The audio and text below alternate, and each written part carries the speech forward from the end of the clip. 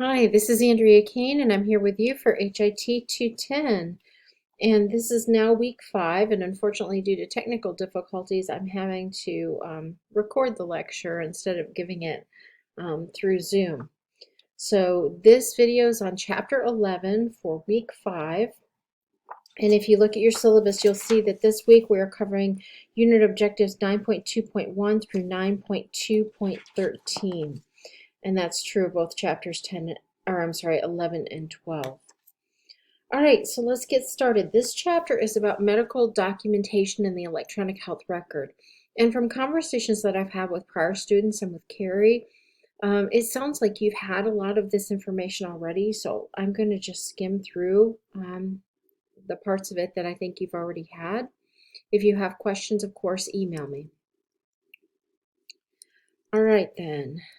So, the objectives of the book for Chapter 11 include identifying the most common documents found in the medical record, look at health record systems, list the advantages and disadvantages of an EHR, look at the various titles of physicians as they relate to health record documentation, explain the reasons that legible documentation is required, describe common billing errors found in health records and define medical necessity, look at various billing patterns that could cause possible audit, define common terminology related to medical, diagnostic, and surgical services, abstract information from the health record to complete a life or health insurance application, describe the difference between prospective and retrospective review of records, and respond appropriately to the subpoena of a witness and records. Looks like they also want us to identify principles for retention of medical records, how long are they kept, formulate a procedure for termination of a case, and discuss in-depth documentation requirements for E&M services, including documentation guidelines for medical services, as well as documentation of history, exams, and medical decision-making. Number 13, we are actually going to get into when we get to Chapter 13. So again, today I'll briefly cover it, but you will mostly use that information when we hit Chapter 13. And that won't be for several weeks. If you're following along in your book, you can start on page 202. Documentation is defined as a chronologic, detailed recording of pertinent facts and observations about a patient's health as seen in chart notes and medical reports. Some common medical office documents that you'll run into include patient registration or demographics, medication record, H&P, which is also known as history and physical exam, progress or chart notes, consultation reports, imaging, radiology reports, lab reports, immunization record, consent and authorization forms, op reports, pathology reports, all those types of things. This is listed for you in your book on page 203. There are different types of health record systems. The three most common that you're going to run into are problem-oriented record, source-oriented record, and then the EHR. And yes, that's a typo on the screen. The problem-oriented medical record, you have documents that are flow sheets, charts, graphs, that sort of thing. It's designed to organize patient information by the presenting problem. So if a patient has, let's say, congestive heart failure, and they also have gout, and maybe they also have some type of dermatitis. In a problem-oriented medical record, their labs for each of those problems would be under separate areas, because everything for CHF would be in one part of the chart, everything for the gout would be in another, and then the third section would be everything related to the dermatitis. It wouldn't be all interwoven. It wouldn't be chronological in the sense that all the information's there. You'd have to look under each problem for the information that related to it. There are very few problem-oriented medical records these days, unless you get into a specific field such as behavioral health or something like that.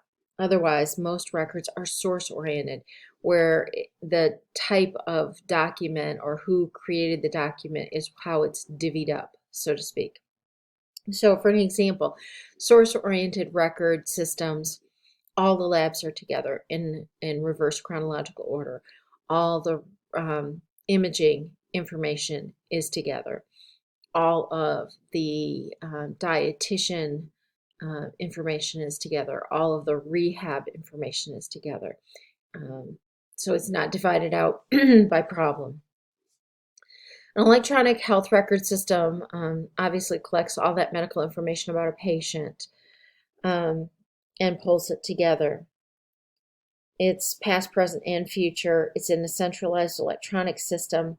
The system receives, stores, transmits, retrieves, and links data from the many information systems within it. So, for instance, there's probably an interface with a lab system. There's an interface with the what's called the RIS, the Radiology Information System, and the RIS and PACS, and that's where they do the archived images. Those are the two components, and those are typically interfaced somehow within the EHR. And then obviously the financial documents, that's interfaced in as well. A lot of people use the terms EHR and EMR interchangeably. They're really not the same. The electronic medical record is an individual physician's record for the patient that includes medical history, allergies, and appointment information. The EHR is all patient medical information from many different systems, including components of the EMR. Some advantages of an EHR are less physical space required because it's all electronic online. You have automatic data capture. You can set it up so, a lot of systems these days use biometrics, or they have where you can use your finger to sign consent forms and things like that. So you're not using paper documents and scanning them in, although you can. But a lot of it is point of care captured. And the data is available for other purposes at all times. You can run reports off of it. It's easier to authenticate because you have access to who's doing what. And each person has their own individual login. They are established as to what they can access in the system. There's automatic insurance verification because you have that electronic online link. There's automated computer-assisted coding, batch transmittal of insurance claims, and then online management. There was an incentive program for the adoption of health records. That came into being, goodness, it's been almost 10 years ago now, maybe even more. But the federal government had a program and it had all these components in which you really don't need to know, but they're there if you're interested. And this is on page 204 in your book. And they basically gave out money to organizations who could prove that they were implementing an electronic health record system. And there were 3 stages, and each stage required that you be able to prove or demonstrate that your system could do these things. And it was actually the EHR companies that had to provide that information to each healthcare organization, and then the healthcare organization had to enter that information into government systems. Different types of documenters that are in the medical record, and this is on page 205 in your book. They include attending physician, consulting physician, non-physician practitioner, which is known as mid-levels or extenders. These are your PAs, nurse practitioners, midwives, those types of ones. They're licensed and they practice underneath the supervision of a physician. You have ordering physicians, primary care physicians, referring physicians, resident physicians, teaching physicians, and treating or performing physicians. So you have all these different types or all these different roles, I should say. Rather, it would be roles, not types of physicians, because these aren't specialties. These are different. At any given time, a single physician could have 4 or 5 of these that they're performing. When it comes to documentation, one of the most important things is that it be legible, and that's why there's been such a push for an electronic health record system, is to get away from all that bad handwriting And this starts on page 206. And it gives you the reasons why legible documentation is so important. I think we all know that by now. Again, I'm going to skim through some of this, but you can see it on the screen. Some common documentation errors include medication lists not being updated, incorrect dosages of prescription medications not being documented, duplicate prescriptions documented for brand and generic medications, over-the-counter medications the patient's taking are not documented, allergies not documented, lab information missing or not updated, and inaccuracies in diagnosis are made. So let's talk about medical necessity. This is also on page 206 in your book. What is medical necessity? This is basically demonstrating that what you're providing in terms of services or ordering in terms of tests is justified. It is that you have a reason to do it and it makes sense based on normal standard of care. Payments can be delayed, downcoded, or denied if the medical necessity of a treatment is questioned or not accepted by the insurance company or Medicare, Medicaid. You have to be able to demonstrate a need for this care, treatment, or services in order for it to be approved or to be accepted. And so how do you do that? That's where your listing of signs, symptoms, test results, diagnoses all come together in the record to justify that. Because what you're really looking at is what is the severity of the patient's illness and what is the level of intensity of service that they need. And those have to match. So let's say you think the patient has a condition that can only be diagnosed through the use of an MRI. Well, the insurance company is going to, if you order an MRI right away, or your provider does, it's going to get rejected because they're going to want to see all the things you did to get to that point, that decision-making point of, okay, now we need an MRI. So, for instance, if the first line is to get an x-ray, then they'll expect you to get the x-ray. If the next line is they will expect you to have ordered some physical therapy for the patient, then that would be the next thing they would be looking for. And they would be looking for the documentation in the record that verifies that the patient's still complaining of pain, that they're still, that where's the pain located, what is the level of the pain, how is it impacting their activities of daily living, all those types of things. When it comes to medical necessity, everybody differs on the definition of what it is. So you almost have to know what the patient's insurance is and go out to their website to identify what their medical necessity rules are. The next piece is legalities of health record billing patterns. And these days, it doesn't matter how well you bill it, it's going to get audited. But some things send out red flags, and many insurance companies, including the federal government, have set up very complex rules in terms of how they go through the claims and looking for items that they want to investigate further. So billing patterns can cause possible audits. Some examples include billing intentionally for unnecessary services, billing incorrectly for services of physician extenders, billing for diagnostic tests without a separate report in the medical record, changing dates of service on insurance claims to comply with policy coverage dates, and waiving co-payments or deductibles or allowing other illegal discounts. Some additional ones would be ordering excessive diagnostic tests. An example that I would consider of concern is my daughter fractured her foot back in the fall.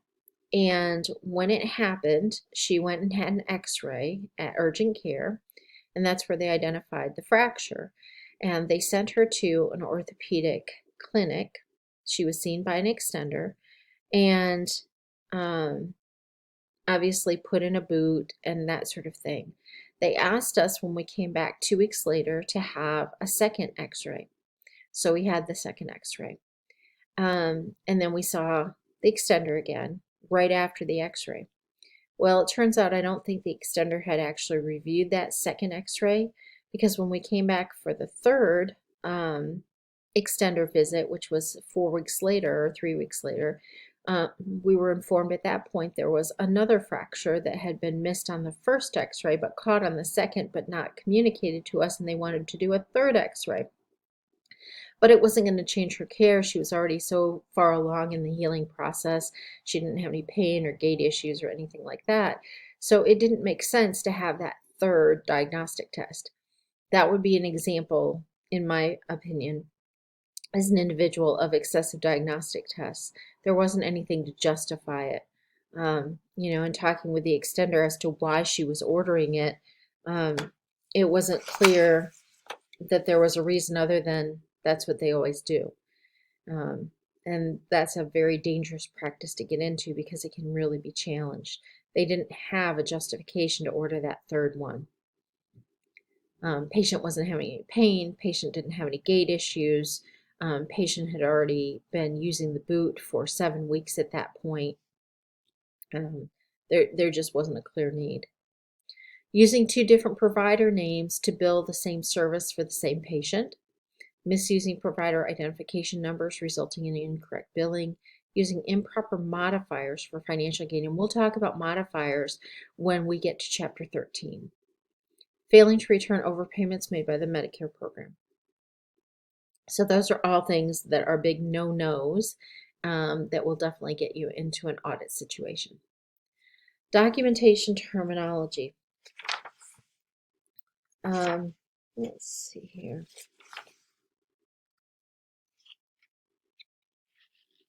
This is on page 211 in your book. And this talks about E&M terminology, and we will use this again in Chapter 13. But before we, actually it looks like it starts on page 208. But anyway, I want to back up a minute. In your book, after we talked about medical necessity and legalities of health record billing patterns, that was on page 206 into 207, it talked about termination of a case, that there are times when a healthcare provider may wish to withdraw formally from further care of a patient because, of patient noncompliance.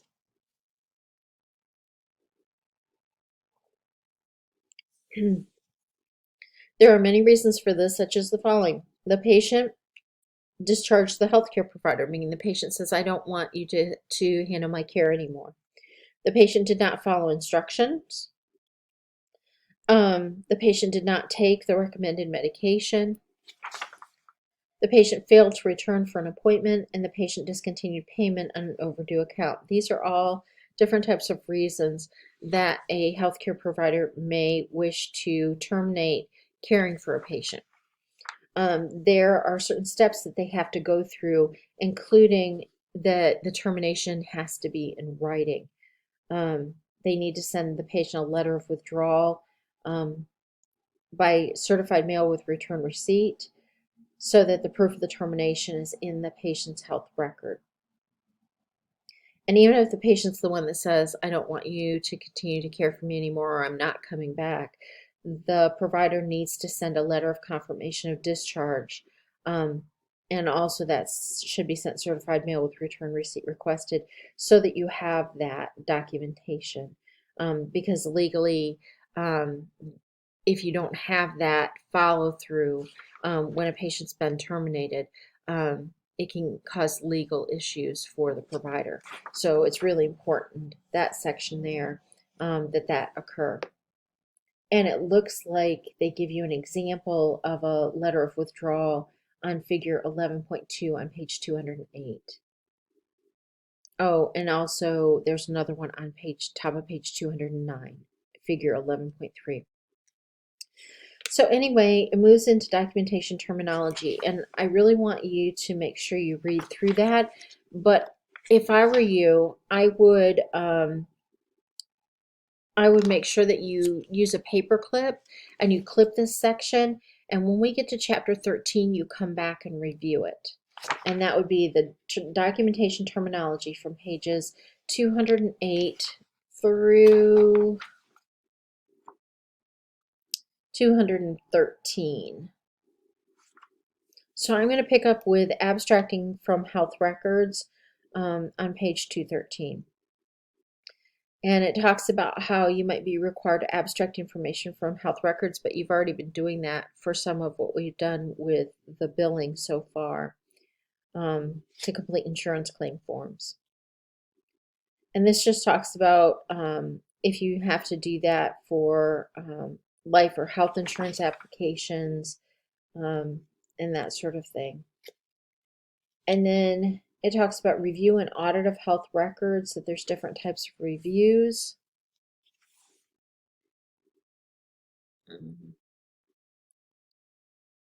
Yeah, sorry, I got behind in my slides.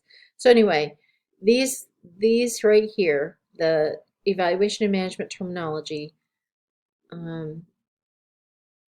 abbreviations, eponyms, and surgical terminology, those are what we'll need for chapter 13, not chapter 12. And we talked about abstraction. Internal reviews, there's prospective and retrospective. Prospective is pre-billing. Retrospective is post-billing. And it would make sense as to why you do some reviews before you get started and some afterwards. Moving on to subpoenas. This is on page 215. Subpoenas are issued by an attorney to obtain witness statements or records.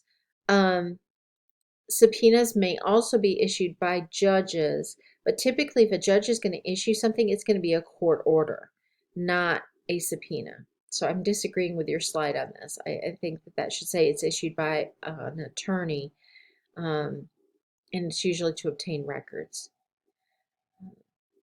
And typically you will have someone in your office who is very skilled at handling this whole process. So again, I'm not going to focus on it because the odds of you having to deal with it are probably going to be fairly slim. So how can you prevent legal problems? You make sure you keep patient information confidential. Think HIPAA. Report all physician activity that is illegal or unethical. And I would say not just all physician, but anyone who is doing anything illegal or unethical needs to be reported. Whether that's coding, billing, handling money in the office, misusing patient information, anyone should be, not just physicians. Be aware of any hazards that may cause injury. Think OSHA. Think about safety of the workplace. Do not discuss other physicians with patients, and take the time to explain fees to patients. Those are things you can do that will prevent legal problems. Some additional ones are be sure that documentation corresponds with insurance billing. Be aware of all changes in insurance program guidelines. Always obtain written consent for records release. Again, that's HIPAA. Obtain physician authorization before turning an account over for collection, and always act in a courteous and professional manner. And now we're back to E&M services. And this starts on the bottom of page 217. But before I get to that, I noticed that they kind of skimmed over record retention. Each state has its own record retention laws, and probably your office manager is most familiar with those and will be able to help you if you're wondering about when or what to keep. So back to these E&M documentation items. We really need these when it gets to chapter 13. So read through them now, but again, paper clip them because you'll want to come back when we get to chapter 13. Audit point system. A point system is used sometimes while reviewing a patient's health record during the performance of an audit. and that's part of E&M. So I'm going to skip through that. Documentation of history. This is important to know whether you're talking Chapter 12 or Chapter 13. There are certain elements that have to be in a history and physical report. They include the chief complaint, history of present illness, review of systems, and past family or social history as applicable. And then, of course, the physical exam, looking at organ systems and body areas, and then focusing on, in the physical exam, on what's going on with the patient to these levels for E&M coding. Medical decision making. This is the process that's done after the provider performs a history and physical exam on a patient that results in a plan of treatment. And this is all part of E&M coding, and this is all part of Chapter 13. And that is it for Chapter 11. So there you have it. Just really quick, making sure there's nothing else here we need to talk about before we move into Chapter 12. And I would say no. All right, so I will be back shortly with another lecture. This next one will be on Chapter 12. Thanks.